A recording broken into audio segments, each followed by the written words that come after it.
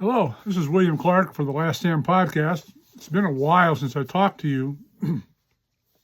My last video was talking about some of the health things I had going on, and I wanted to bring you up to speed since some of you people out there hopefully are writing like I wanted you to or I asked you to, because you need to, because it's a lost art, to give you some updates on what I'm doing now, where I'm headed. I want to say I appreciate all the people who have been watching these videos and this progression and this exploration of getting older and learning a lot more about myself. Maybe as you can see, I've lost 22 pounds since my last video. Actually, I've never felt better. I feel terrific. I'm wearing clothes I haven't worn in years. I have balanced energy. It's just amazing what happens when you get your health squared away. Get your diet squared away. Haven't had a Coca-Cola in over a month and a half. Stopped eating bread. And the weight just melted away. It's amazing. Feel great. But I wanted to bring you up to speed of what I'm doing now. I am continuing to write. And as kind of an adventurous thing that happened, out of the blue, I had a friend of mine who I worked with in Iraq a century ago call me up out of the blue, actually emailed me, and he is into film. He is actually a film producer or a guy who works in the industry. And he is interested in turning one of my adventures that I had in Northern Ireland, dealing with the IRA, into a screenplay. So, after several consultations on the phone of us talking together, I am currently writing the screenplay for that adventure. Now, where it goes, I have no idea. But the guy I'm working with is a very good guy, very squared away, sharp. I trust him. I trust him with the information that I'm going to give him, and we'll see where it goes. My point is, this is out of my comfort zone. I haven't written a screenplay in years, and but I have the story in my mind. I have the adventure. I know what happened. You have to excuse my allergies. Springtime in Michigan is horrendous for allergies. I got a runny nose. It's because of all the stuff that's in the air. So excuse me if I'm wiping my face and moving my hands. Anyway, I'm writing this screenplay now. I'm getting some of the music involved that I want to have in it. I'd like to have in it. And we're going to co-write this thing. The first time also I've ever co-wrote anything with anybody. But since he is in the industry and he knows the ins and outs, we're going to work together on this. I'll keep you posted on it. The third thing I want to talk about is something I've been toying with for some time. And I had alluded to it in past podcasts. In all the Last Stand podcasts, there is a coloring of mortality with all my characters. That also extends to my life. I have been toying with and brushing up against, for lack of a better term, organized death for years. I've worked in funeral homes. I've done driving for funeral processions. At one time, I was going to be a mortician. And I went to the school in San Francisco, to the NDOC. And it just wasn't the right time for me to do it. I got all the information. I got all the downloads on what it takes to be a mortician, the costs and everything to go to school. And I just didn't do it. I still wanted to be a cop. I still wanted to stay in law enforcement. So I didn't follow that up. But it's always been in the back of my mind. I've always been fascinated by it. I've always been interested in it. And now that I've gotten older, much older, in my early 70s, I'm very interested in the subject. have much for my own mortality as anybody else's.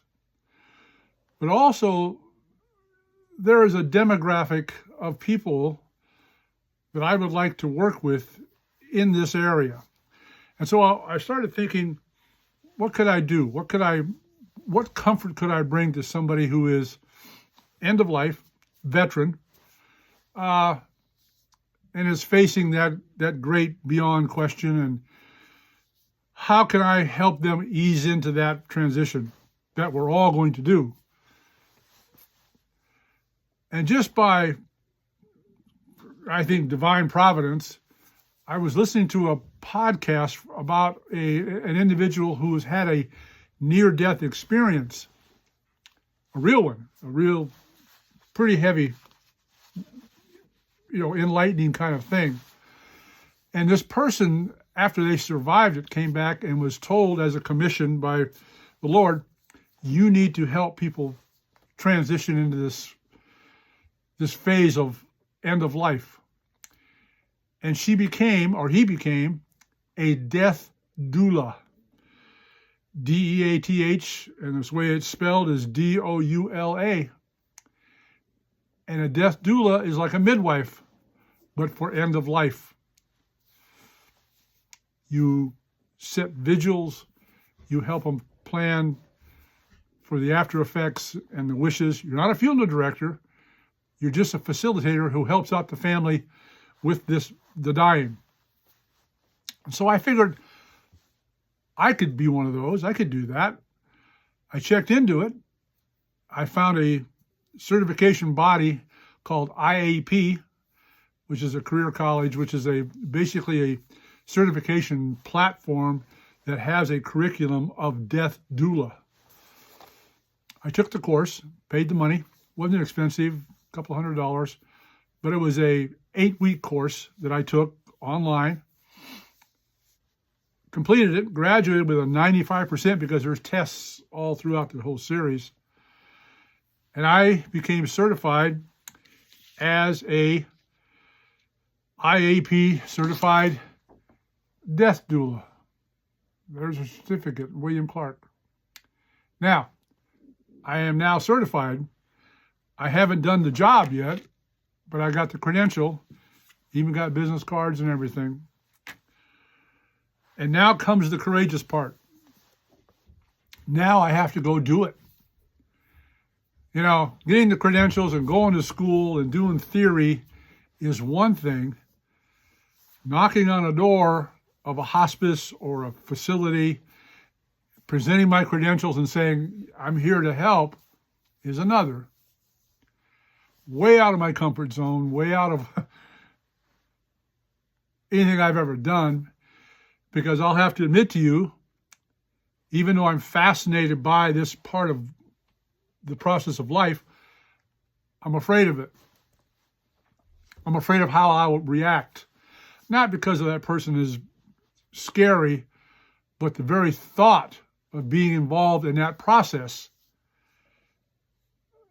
frightens me. I'm not afraid to admit that.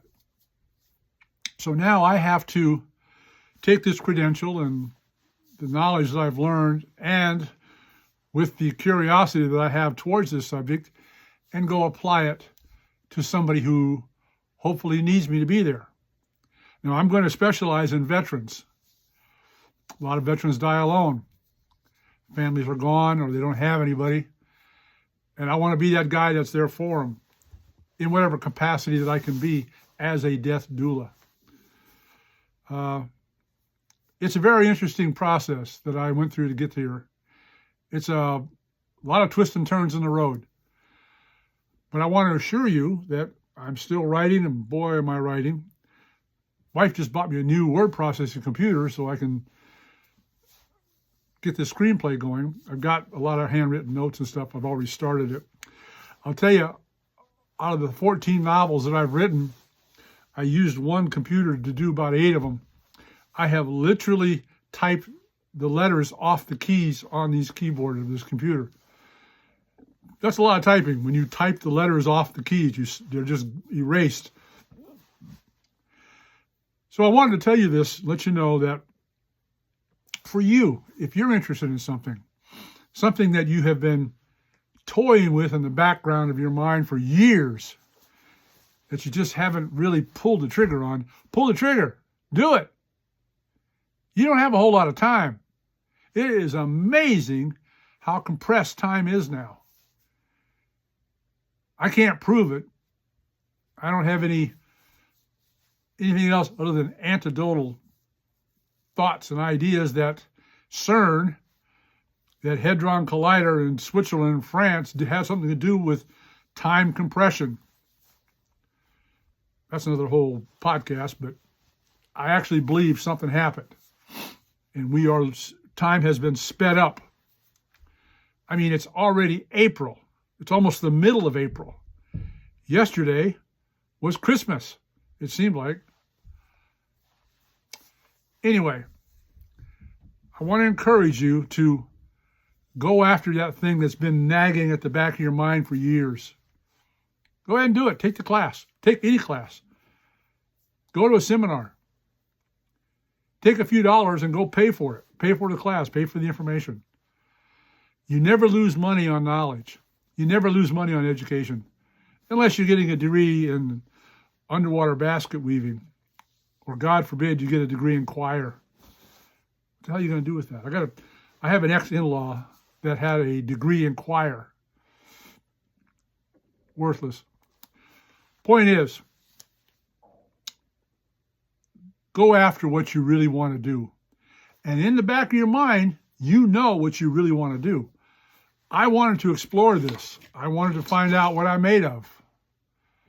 I went to school and got it. Now we'll see if I have the courage to go knock on that door and say, hey, here's my credential. I'm here as a death doula. Yeah, scary. Because you're involved in the most personal and private thing in a person's life. Their death. You're a witness. You're there.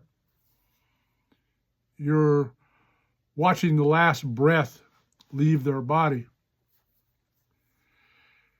Intimidating. But I believe I need to do this.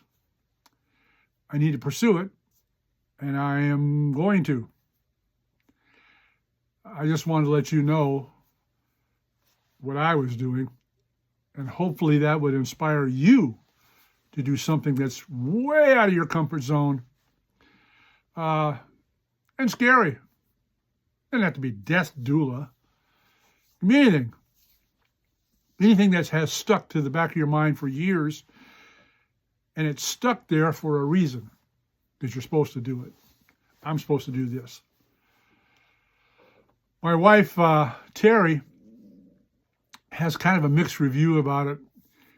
She is a healthcare professional, and her life is focused on better life.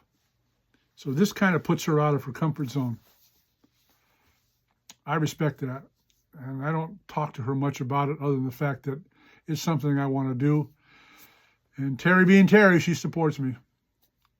God knows why that woman loves me, but she does. And I am godfully grateful for all that she does for me and the support she gives me. I couldn't do what I do. I couldn't even do these podcasts without her support. So, in parting, I wanted to let you know those three things. My health never felt better, even though I've lost a lot of weight. I'm 22 pounds lighter. I'm writing a screenplay by hand, not AI. Imagination, past experience on my new computer, which I get tomorrow, by the way. Supposedly, it's come by FedEx. And number three, I went back to school. So, as I always say, if you can't be safe, be sanitary and chase that thing that's been lodged in the back of your head for all these years and pull the trigger. Get it done. This is Bill Clark for the Last Stand podcast. Thank you so much for listening to me. The rantings of an old guy. Take care.